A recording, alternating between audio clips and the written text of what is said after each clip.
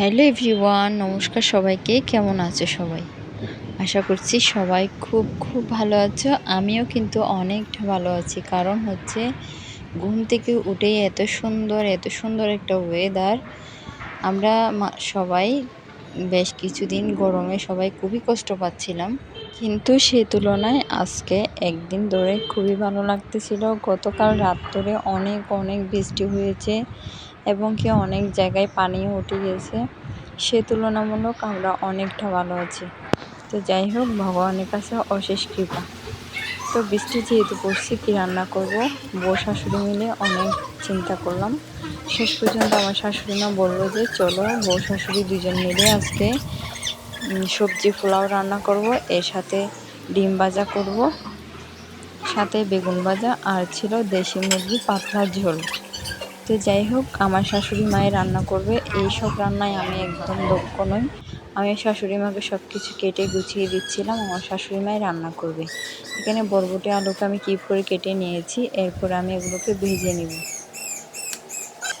তো আমি একটু লাল লাল করে ভেজে নিব। তো শাশুড়ি মা বললো যে তুমি সব কিছু রেডি করে দাও, আমি বসিয়ে দিব। তো আমি যেগুলো পারবো আমার মনে হয়েছে, তো সেগুলো আমি ভালো করে কেটে পরিষ্কার করে ধুয়ে এভাবে একে একে ভেজে নিচ্ছিলাম। এদিকে মুগের ডালটাও যা প্রয়োজনীয় তা আমি একটু হালকা ভেজে ভিজিয়েতে রাখতে হয় নাকি। তো মসুরের ডাল আর মুগ ডালটা আমি পানিতে ভিজাতে দিয়েছিলাম। সেদিকে আমার আলুটাও ভাজা হয়ে গিয়েছে, এর মধ্যে আমি বরবটিটা দিয়ে দিয়েছি। বরবটিটাও আমার ভাজা হয়ে গিয়েছে, নামিয়ে নিয়েছি। এই যে দেখুন, আলু বরবটি আমার ভাজা হয়ে গিয়েছে। ওইদিকে যে মসুরের ডালটা মুগ ডালটা ভিজাতে দিয়েছিলাম সেটাও অনেকটা ভিজে এসেছে। এরপরে দেখি আমার শাশুড়ি মা বসিয়ে দিয়েছে, আমি বাকিগুলো সবগুলো রেডি করতেছিলাম। এই যে দেখুন, আমি একটু এসে ভিডিও করছিলাম। শাশুড়ি মা বললো যে তুই কি ভিডিও করবি না? তো চিন্তা করলাম যে A to Z ভিডিও করা সম্ভব না, তাই আমি একটু করে পাতিল লিখে, বুঝতে পারছো ঘরের সদস্য কয়জন আছি আমরা। তো এদিকে মুরগির মাংসটা বসিয়ে দিয়েছিল। যেহেতু এটা দেশি মুরগি ছিল, হাত দিয়ে মেখে বসিয়ে দিয়েছিল, আর টাইম প্রায় অনেকটা হয়ে গিয়েছিল। সব কিছু রেডি করে রান্না করে আমাদের খেতে খেতে প্রায় 3টা বেজে গিয়েছে। তো এদিকে আমি যেটা পারবো মনে হচ্ছে সেটা শাশুড়ি মার দিকে না তাকিয়ে নিজেই করে নিচ্ছি। ডিম ভাজা আর বেগুন ভাজা করব। তো বেগুনটা আমি কেটে পরিষ্কার করে ধুয়ে লবণ হলুদ মাখিয়ে রেখেছিলাম, যেহেতু একটু নরম হয়ে আসার জন্য। এদিকে আমার ডিমগুলো 4টা ডিমকে আমি 2টা করে ভাজি করব। এভাবে পেঁয়াজগুলোকে কষিয়ে নিয়ে এভাবে ডিমগুলো দিয়ে দিলাম। এবার আমি ডিমগুলো ভেজে নেব।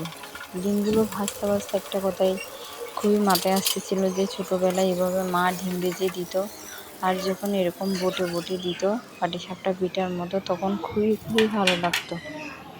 তো ডিম ভাজতে ভাজতে মাকেও একটু মিস করে ফেললাম।